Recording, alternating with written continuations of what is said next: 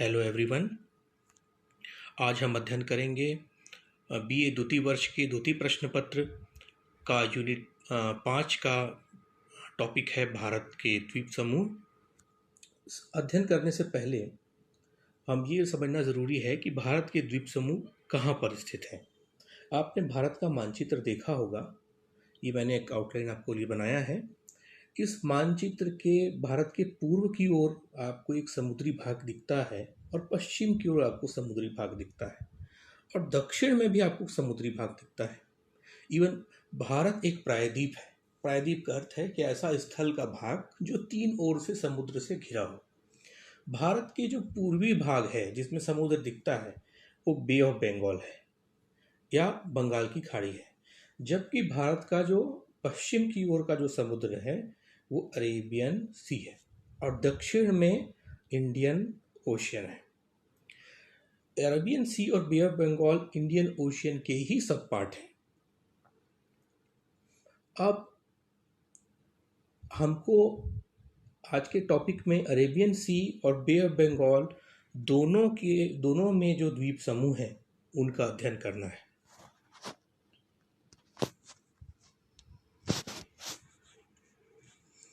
Chapter plan. आज का chapter plan है विषय प्रवेश, फिर वर्गीकरण, अंडमान निकोबार द्वीप समूह, इसके बाद लक्षद्वीप, अन्य द्वीप एवं द्वीपीय समूह का महत्व। आइए शुरू करते हैं। सबसे पहले आपने भारत के भूगोल में, चूंकि यूनिट 5 है, यूनिट 1 में आपने अध्ययन किया होगा कि भारत के भू आकृतिक प्रदेश। आपने पढ़ा होगा कि हिमालय का पर्वतीय प्रदेश, उत्तर भारत के मैदान, प्रायद्वीपीय पठार और द्वीपीय समूह, 4 प्रदेश हैं हमारे यहाँ मोटे तौर पर, जिसका हमको द्वीपीय समूह का आज हम अध्ययन कर रहे हैं। आज का हमारा चैप्टर वही है। सबसे पहले ये समझना है कि द्वीप क्या होते हैं। द्वीप का मतलब आइलैंड, यानी स्थल का वह भाग जिसमें चारों ओर समुद्र से घिरा हो, वो स्थल द्वीप कहलाता है। जिसमें चारों ओर जल फैला हो, उसके चारों ओर जल ही हो, स्थल से किसी प्रकार का स्थल से कनेक्शन ना हो। इसके पहले मैंने बताया था कि भारत एक प्रायद्वीप है, या आपने दुनिया के वर्ल्ड के मैप में देखा होगा, जैसे क्रा पेनिनसुला या कमचट का पेनिनसुला और बहुत सारे आपने स्थलखंड देखे होंगे। स्थलखंड अगर 3 ओर से घिरा है लेकिन चौथे ओर से अगर स्थल से जुड़ा है तो वो द्वीप समूह नहीं कहलाता, वो प्रायद्वीप है। जैसे इंडोनेशिया का भाग प्रायद्वीप है, शहर साइबेरिया के पार्ट में प्रायद्वीप है। लेकिन द्वीप की मुख्य विशेषता ये होती है कि द्वीप चारों ओर से समुद्र से घिरा होता है, एक भी पार्ट उसका स्थल से कनेक्टेड नहीं होना चाहिए। अब आर्कियोपेलागो क्या होता है? द्वीप के बाद अब द्वीप समूह। द्वीप समूह का अर्थ है, जिसको अंग्रेजी में टेक्निकल टर्म्स हैं, ज्योग्राफिकल टर्म है, आर्किपेलागो, जिसका अर्थ है द्वीपों का समूह, यानी चैन ऑफ आइलैंड्स। लेकिन वो चैन ऑफ आइलैंड्स एक ही विकास के काल में बने होने चाहिए, एक ही विकास के काल में निर्मित होने वाले द्वीपों का समूह। द्वीप समूह, भारत में द्वीप समूह मैंने भी बताया अरब और हिंद महासागर में विस्तृत है और सामरिक और भौगोलिक रूप से महत्वपूर्ण है। बिल्कुल। द्वीप समूह 2 प्रकार के हैं। एक बड़े द्वीप समूह और कुछ छोटे द्वीप समूह। इसलिए मैंने मेन में जो आइलैंड्स हैं उनमें अंडमान और लक्षद्वीप, और इसके अलावा जो अदर द्वीप हैं वो श्रीहरिकोटा, पंबन आइलैंड, न्यू मूर द्वीप, व्हीलर व माजुली द्वीप। माजुली द्वीप इसमें से एकमात्र ऐसा द्वीप है जो नदी के बीच में स्थित है, जिसको रिवराइन आइलैंड कहते हैं। अंडमान निकोबार द्वीप समूह। अंडमान निकोबार द्वीप समूह भारत के पूर्व की ओर जो सागर है, जिसको हम बंगाल की खाड़ी कहते हैं, वहाँ स्थित है। भारत से इसकी दूरी बहुत ज़्यादा है। मैं आपको बता दूं कि अंडमान और निकोबार द्वीप समूह भारत का दक्षिणतम भाग है, अर्थात भारत का जो मेन लैंड है उसका सबसे सदर्न मोस्ट पॉइंट है कन्याकुमारी। लेकिन चूंकि अंडमान निकोबार इंडिया का ही पार्ट है तो उसका एक भाग है ग्रेट निकोबार नाम का आइलैंड है, जो भारत का दक्षिणतम बिंदु है, जिसको इंदिरा पॉइंट कहते हैं, जिसको पहले पिग्मेलियन पॉइंट कहा जाता था, लेकिन सुनामी के कारण, सुनामी जब आई 2004 में, तो वो अब पूरी तरह से जलमग्न हो चुका है। तो बंगाल की खाड़ी में स्थित है अंडमान निकोबार द्वीप समूह। अंडमान निकोबार में बेसिकली दो प्रकार के द्वीप समूह हैं, एक अंडमानी है और एक निकोबारी है। और उनका जो सिचुएशन है, आगे नेक्स्ट स्लाइड में हम लोग देखेंगे कि उत्तर से, नॉर्थ से लेकर के साउथ की ओर, जैसे एक मोतियों की माला होती है, उस प्रकार से उनका सिचुएशन है। इसमें कुल 572 द्वीप हैं, और बंगाल की खाड़ी में स्थित ये जो द्वीप हैं, इनको अगर हम बहुत ही सरल शब्दों में समझें, हिमालय की उत्पत्ति को आपने पढ़ा होगा बीए फर्स्ट ईयर में, बीए सेकेंड ईयर में, जो अभी आपका पेपर है ज्योग्राफी ऑफ इंडिया का, उसके फर्स्ट यूनिट में आपने पढ़ा होगा हिमालय की उत्पत्ति। उसमें आपने पढ़ा होगा कि हिमालय, इंडियन प्लेट जब यूरेशियन प्लेट से टकराया तो हिमालय की उत्पत्ति हुई। ये घटना हुई है टर्शरी काल में, तृतीय काल कहते हैं जिसको। इस घटना के समय प्लेट टेक्टोनिक की घटना होती है। तो भारत का जो पूर्वी भाग है वो बर्मा प्लेट एक्चुअली सिचुएटेड है यूरेशियन प्लेट का एक सब पार्ट है। भारतीय प्लेट जब यूरेशियन प्लेट की ओर आगे बढ़ा तो ईस्टर्न पार्ट बर्मा प्लेट से टकराया, जिससे एक आर्क की आकृति बनी। आपने ध्यान से देखा होगा, अगर हिमालय पर्वत जब पश्चिम से शुरू होता है, तब पूर्वोत्तर तक आते आते, अर्थात पूर्वांचल की पहाड़ियों तक आते आते, एक आर्क का अर्थ होता है एक लंबे वृत्त के भाग में, एक आर्क में पूरा बटा हुआ होता है। उसको पूर्वांचल की पहाड़ियाँ कहते हैं। और यही पूर्वांचल की पहाड़ियाँ जब म्यांमार पहुँचती हैं तो उनको कहते हैं अराकान योमा। और ये अराकान योमा भी उसी काल का निर्मित, एक्चुअली वो हिमालयन का और पूर्वांचल की पहाड़ियों का एक एक्सटेंशन है, दोनों का कालक्रम सेम है। अराकान योमा की पहाड़ियाँ समझ लीजिए समुद्र से होते हुए अंडमान निकोबार के रूप में अभी है। मतलब बहुत आसान शब्दों में कहूँ तो एक लंबा पर्वत है जिसके बीच का भाग, बे ऑफ बंगाल वाला हिस्सा, समुद्र में जलमग्न, और जो दिखाई देता है वो क्या है? अंडमान निकोबार आइलैंड। अब अंडमान निकोबार आइलैंड के तीन भाग हैं, एक है नॉर्दर्न, एक है middle Andaman, northern Andaman, middle Andaman और सदर्न अंडमान। अंडमान एक यूनियन टेरिटरी है, आप जानते हैं। इस यूनियन टेरिटरी की राजधानी पोर्ट ब्लेयर है। ये सदर्न अंडमान में स्थित है। अंडमान का जो सबसे हाईएस्ट पॉइंट है वो है सैडल पीक। ये मैंने पीक छोड़ दिया है। सैडल पीक जो 738 मीटर की उसकी ऊंचाई है, नॉर्थ अंडमान में स्थित है। सदर्न अंडमान के बाद नीचे की ओर निकोबार आइलैंड है। अभी हम आगे, ये आपने सबसे ऊपर देखा होगा कोको द्वीप है। कोको द्वीप के बाद है सैडल पीक है, नॉर्थ अंडमान में सैडल पीक है, 738 मीटर ऊंचा है। अंडमान निकोबार का सबसे ऊंची चोटी है। फिर मध्य अंडमान है, फिर सदर्न अंडमान है। इसी ही दक्षिण अंडमान में पोर्ट ब्लेयर द्वीप स्थित है। पोर्ट ब्लेयर के बाद है लघु अंडमान, या उसको लिटिल अंडमान बोलते हैं। इसके बाद अंडमान द्वीप यहाँ पे समाप्त हो जाता है। इसके बाद निकोबार द्वीप की श्रृंखला है, जिसमें आपने देखा होगा कि ये लघु अंडमान के बाद में है कार निकोबार, फिर लघु निकोबार और फिर बड़ा निकोबार। बड़ा निकोबार को अंग्रेजी में कहते हैं ग्रेट निकोबार। ग्रेट निकोबार का जो सदर्न पॉइंट है यही इंदिरा पॉइंट है। इसका अक्षांशीय स्थिति है 6 डिग्री 45 मिनट। ये भारत का सदर्न मोस्ट पॉइंट है। इसके बाद इंडिया है ही नहीं। तो ये बड़ा निकोबार द्वीप में ही इंदिरा पॉइंट स्थित है। अब इसमें दो महत्वपूर्ण चीज़ें हैं।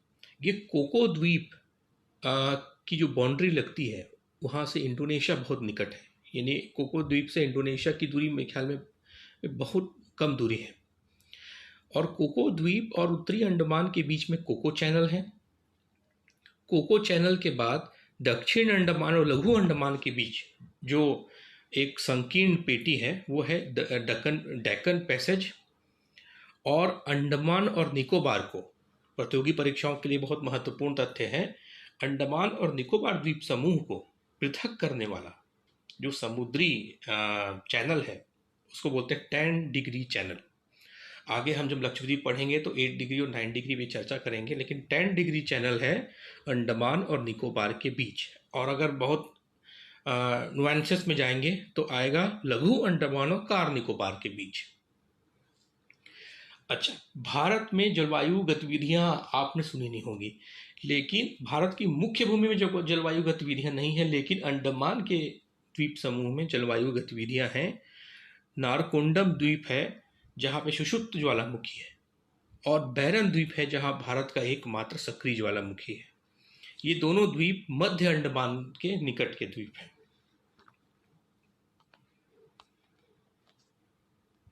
अब आगे बढ़ते हैं। अभी हमने ये आपको बताया कि पोर्ट ब्लेयर सदर्न अंडमान में है। उस सदर्न अंडमान से लगे हुए 3 द्वीप समूह हैं, जिनका भी हाल ही में एक नया नामकरण अभी किया गया है 2 साल पहले। प्रधानमंत्री मोदी जी जब 2 दिन के विजिट में अंडमान निकोबार आए थे तो इन द्वीपों का नया नामकरण किया गया है, जो जानना ज़रूरी है, इसलिए मैंने इसमें मेंशन किया है। जो रॉस आइलैंड है, यानी ये जो आपको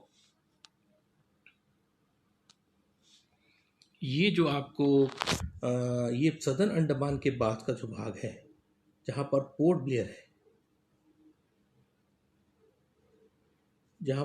ब्लेयर है, उस वाले भाग में रॉस आइलैंड है। पोर्ट ब्लेयर से काफ़ी लगा हुआ है रॉस आइलैंड, जिसको नेताजी सुभाष चंद्र बोस आइलैंड का नाम दिया गया है। इसके बाद नील आइलैंड है।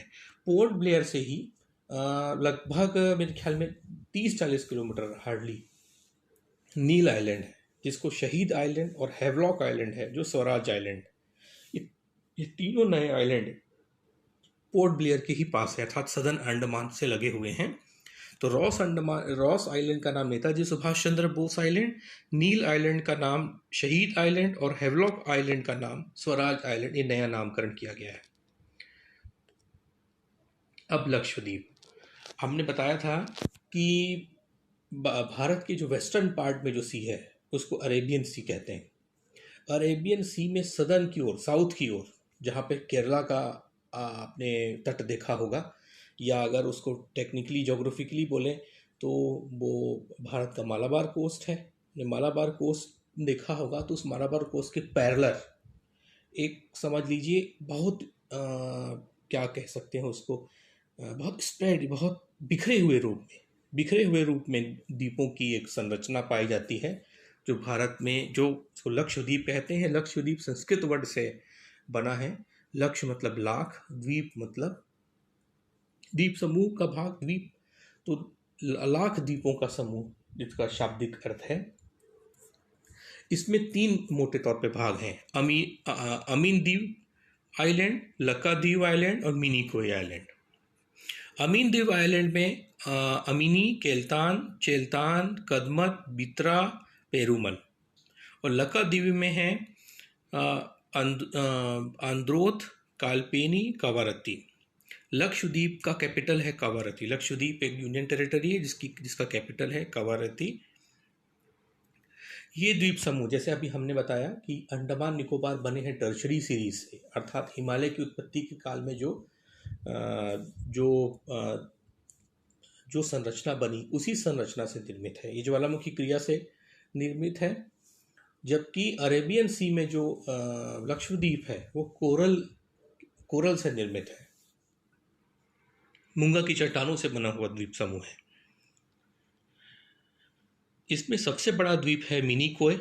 मिनिकोय और लक्षद्वीप के मध्य अन्य द्वीपों के मिनिकोय और लक्षद्वीप के अन्य द्वीपों के मध्य 9 डिग्री चैनल। हाँ, इसमें अभी अपने 10 डिग्री पे बात की, अब 8 डिग्री और 9 डिग्री पे। ये देखिए, ये भारत का मालाबार कोस्ट है, और इस मालाबार कोस्ट में केरल, उस कोस्ट के समांतर द्वीपों की एक श्रृंखला है जिसको लक्षद्वीप का समूह कहते हैं।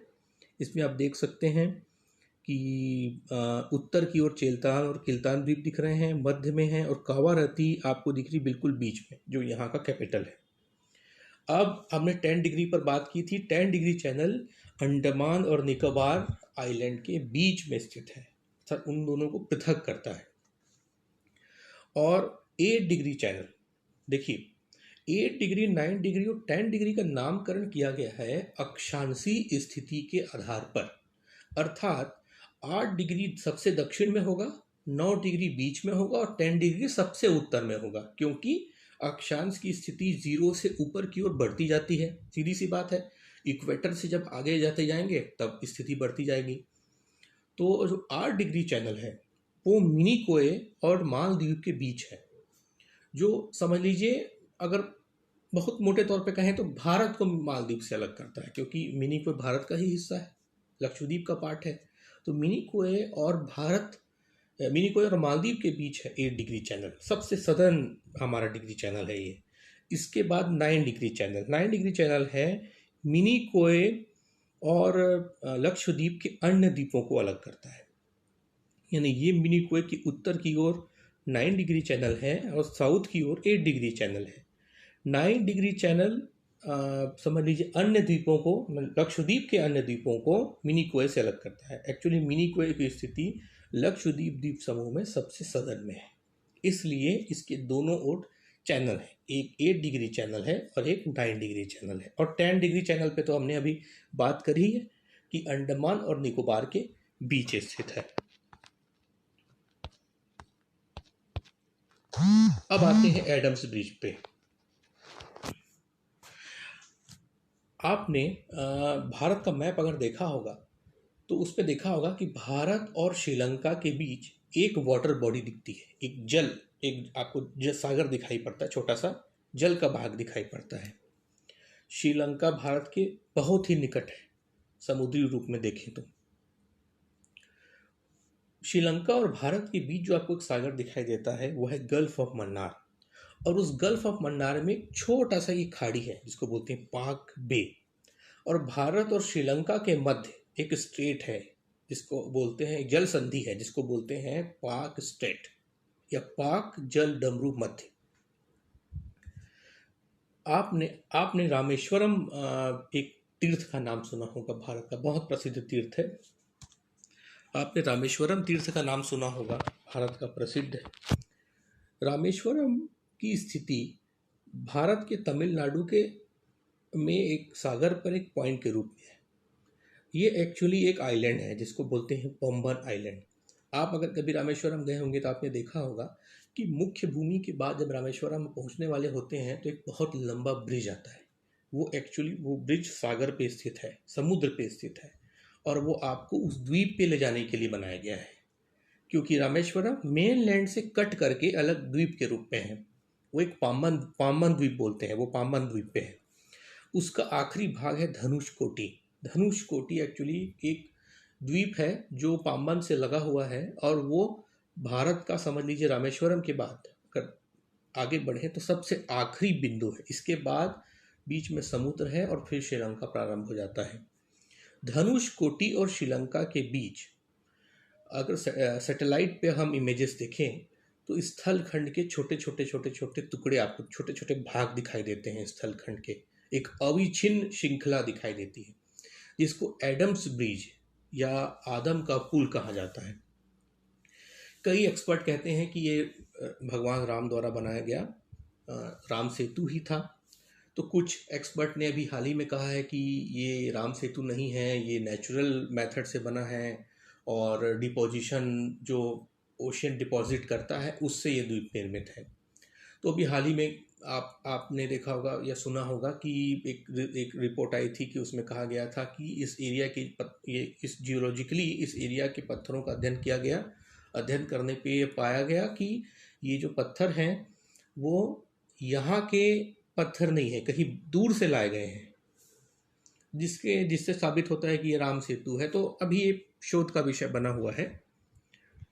तो ये है एडम्स ब्रिज जो भारत और श्रीलंका के मध्य स्थित है। अब भारत की अन्य द्वीपों पर आते हैं।